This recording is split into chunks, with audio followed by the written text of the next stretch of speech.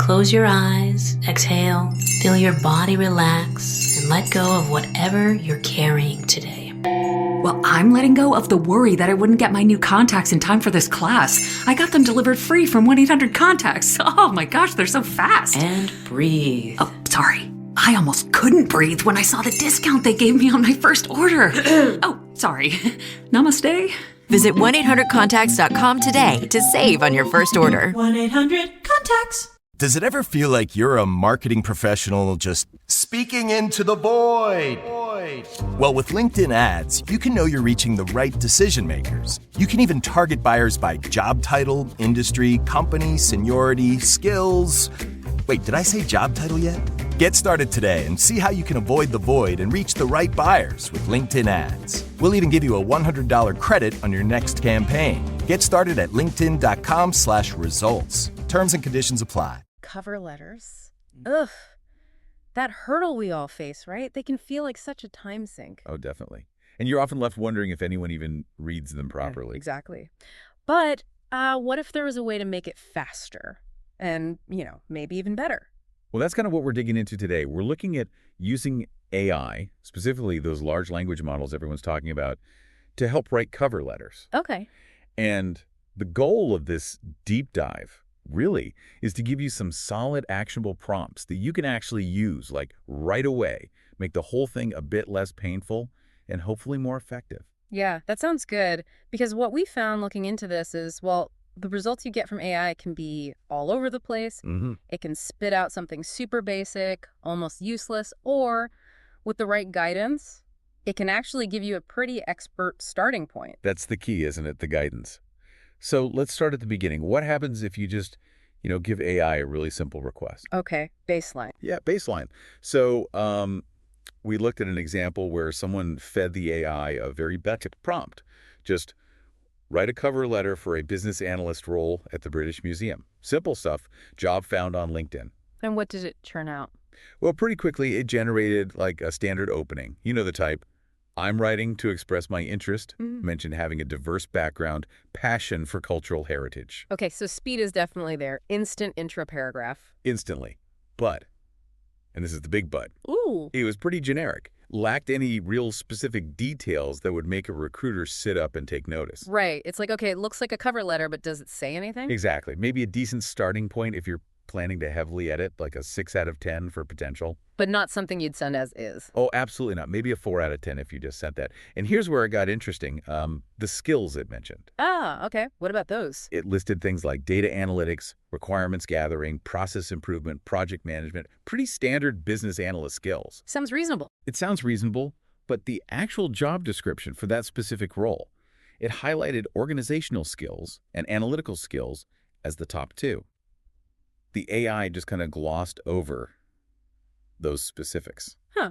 So it pulled general skills for the role type, not the skills that specific employer said were most important. Precisely. You can sort of picture the AI having scanned like thousands of business analyst job ads online web scraping, right? So it knows the common keywords, Yeah. but it doesn't automatically prioritize what's in the one job description you care about, which really hammers home that the job description itself has to be your absolute source of truth. Right. That's the document that matters most. Absolutely. So that initial test showed, yeah, AI is fast, but a basic prompt gives you a basic, maybe even slightly off-target result. It's often very me-focused. Here are my general skills rather than here's how I meet your specific needs. Okay, so the simple approach isn't quite enough. What's the next step then? How do you get better results? This is where super specific prompts come in. That seems to be the crucial difference. Super specific. Makes sense. Yeah, because if the AI isn't naturally zooming in on the job description's priorities, well, then you have to tell it exactly what to focus on. You need to guide it much more precisely. Okay, so how do you structure that? What goes into a super specific prompt? Well, we looked at a breakdown for creating what you might call an expert-level cover letter. The idea is to structure the prompt around that ideal letter format. Tell me more. So, for the first paragraph, the hook, you want 3 key things. First, a really specific compliment about something the organization does. Not just you're great, but something concrete. Okay. Second, you draw a parallel between that specific thing and your own work or studies. Show you understand their world and how you fit in. Ah, connecting your value. Exactly. And third, You state your willingness to enhance the top skills they listed in the job description. This implies you already have those skills, but are ready to apply them there. That's a much stronger opening. Very targeted. What about the body paragraphs? Following that model, paragraph 2 focuses only on the number 1 skill from their list.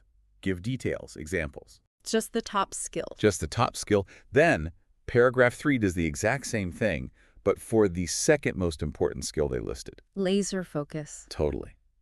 And the closing. Keep it short, direct. Right. So you're basically reverse engineering a great cover letter structure into the AI prompt. You got it. Can you give an example of what that prompt might actually look like, say, for that British Museum job again? Sure. So, you could try something like this. Yeah. Act as an expert cover letter writing coach. You have 10 years of experience getting people interviews at top places. Write a cover letter for the business analyst role at the British Museum. Okay, setting the scene. Focus the first paragraph specifically on the British Museum's work and build a parallel to the job's top-ranked skills. Remember, organizational skill was 1. Make the paragraphs short and readable. The goal is simple. Write a letter that gets me an interview. Wow, okay. That's way more detailed than just write me a letter. Big difference, right? Yeah. And what happened? What did the AI produce with that level of instruction? Much better. It actually started by mentioning appreciation for the museum, and it brought up organizational skills right away in that first paragraph, just like we asked. Nice. It tried to build that parallel too. Now, granted, the AI might put in a placeholder example, so you definitely need to swap that out with your real experience. Of course, personalization is still key. Always. But the paragraph length was good, kept them short. And it did create separate paragraphs focusing on organizational skills and analytical skills. It followed the structure. So maybe not perfect, didn't follow every single word, literally, perhaps. Not perfectly verbatim, no. But the output was a much stronger starting point. We're talking maybe an 8 out of 10 for editing now, compared to that 4 out of 10 before. That's a significant jump. It really shows how moving from a general request to a really specific structured prompt makes a huge difference. It really does. More targeted input leads to more relevant output. But it's still important to remember, even with great prompts, it's a starting point. Right. Not copy, paste, send. Definitely not. You still need that human touch, your specific examples, your voice. Okay, so that structured multi-part prompt is one powerful way. Are there other ways to prompt AI effectively, maybe something a bit simpler? Yes. There's another approach that's a bit more concise up front. The prompt itself is shorter, like, write a cover letter with metrics for the following job description. Use my resume for reference and keep it less than 400 words. Okay, simpler prompt, but you said upfront. What's the catch? The crucial part is what you do next. After you give that initial prompt, you then paste in the important bits of the job description right into the chat. Ah, okay. You provide the context after the instruction. Exactly. And then you also paste in your resume, probably best to strip out your home address and phone number first, just for privacy. How do you do that in the chat? Just paste it all in one big block. Usually, you can use Shift plus Enter to create new lines within the chat window. So you can paste the job description, hit Shift plus Enter a couple of times, then paste your resume. It keeps it organized for the AI. Got it. So the AI gets the request, the job details, and your background info all at once. What should you look for in the letter it generates this way? With this method, you're hoping the AI will pull out your years of experience, maybe some key achievements, ideally with numbers or metrics if your resume has them. Right, the quantifiable achievements bit from the prompt. Yeah. It should also clearly reference the specific job title and company. And fundamentally, it needs to connect your skills and the value you bring to that specific role. You'll probably also see some placeholders like your name or company address that you obviously need to fill in. Makes sense. And I'm guessing the next step is still... Review and personalize. Absolutely. Yeah. No matter which prompt style you use, that step is non-negotiable. Even if you gave it your resume? Even then, you have to check if the AI represented your experience accurately. Did it maybe exaggerate something or misunderstand a point? Yeah. And critically, does it sound like you? You need to inject your own voice, your own genuine enthusiasm. That really seems vital. It can't just be a list of facts. It needs personality. It needs to connect. And that actually brings us to another really important perspective shift. A great cover letter isn't just about you. It's about the opportunity, about the employer's needs. Ah, okay. Less me, and more you, meaning the company. Kinda, yeah. It's about showing you understand their context and how you fit into their goals. So does that mean doing some homework before you even start prompting the AI? Ideally, yes. Yeah. A little upfront research can make a huge difference. Check out the company's website, look at their LinkedIn page, maybe see what they're posting on social media, get a feel for what they're focused on right now. What kind of questions should you be trying to answer with that research? You want to figure out, okay, what are the absolute must-have requirements for this job based on the description and what I'm seeing? What do I genuinely like or admire about this specific company? Not just any company, but this one. And maybe reflect on your own motivation. Why this job? Why this company? Why now? So getting clear on those things first. How does that research then translate into using the AI? One really smart strategy is to use your prompt like an outline. Instead of one big instruction, you basically micromanage the AI paragraph by paragraph. Okay, tell the AI exactly what each section should cover based on your research and the job description. Precisely. You're guiding it much more closely. Could you walk us through an example of that? Say, for a different role, maybe video marketing. Sure. You could structure a prompt for a 4-paragraph letter like this. Okay, AI, paragraph 1. Start by saying, I'm really enthusiastic about a video marketing specialist role at company name. Mention my 5 years doing video for ads, social media, digital marketing. And give a specific reason or two why I'm drawn to this company in this role. Very direct. Then paragraph 2. Paragraph 2. Focus on a key strength. Let's say experience with storyboarding, shooting, editing, optimizing video. Maybe mention I've done over 150 videos for corporate clients. Emphasize an audience-first approach. Maybe hint at a positive result from a past project. Okay, specific skills and proof. Paragraph 3. Paragraph 3. This is the why them part. Explain why I want to work for company name. Mention something specific. I admire maybe their recent campaign, their storytelling style. Connect my skills to what they seem to value. What do I hope to achieve there? Nice. And the closing. Paragraph 4. Keep it concise. Reiterate my strong interest, say I'm eager to discuss it further, and point them to my resume for more details. Standard professional closing. That feels incredibly structured. You're really mapping it out for the AI. What kind of draft does that typically produce? You usually get something very well organized, it's concise, it's relevant, it hits all the points you specified. But There's always a bit. there's always a but. Yeah. The language itself might still be a bit, well, AI-ish, a bit generic, maybe a little stiff. Right. It follows the structure, but the words might need work. So even with this detailed outline prompt, you still have that polishing step. Absolutely. And you can even use the AI to help with that part. Oh. Well, you can ask the AI to critique its own writing. You could prompt it like, looking back at this draft, what are some phrases in here that sound really common or maybe even cliche in cover letters? Ah, that's clever. Get it to identify its own generic bits. Yeah. And once it points them out, you can say, okay, I want to sound more unique and engaging. Can you suggest some different ways to write those sentences? You can even tell the tone you want, more conversational, more enthusiastic, whatever fits. So you're using the AI not just to draft, but also to refine and find better phrasing. Exactly.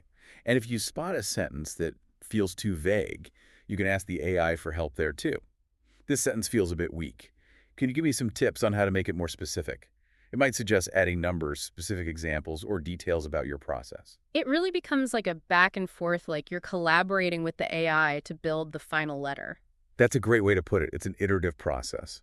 Okay, this is super helpful. We've talked about different prompting strategies, providing context, focusing on the employers, or anything else we should cover, maybe a completely different approach. Well, there is one more strategy worth mentioning, especially for situations where brevity is absolutely key. It's kind of the anti-cover letter. Intriguing. Tell me more. It's basically a super short 4-sentence introduction, maybe 5 sentences max.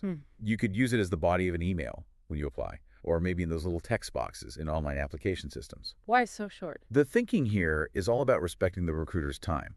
They get absolutely flooded with applications and emails. True. So the goal isn't to tell your whole life story. It's just to be brief, professional, and intriguing enough to make them click open your resume.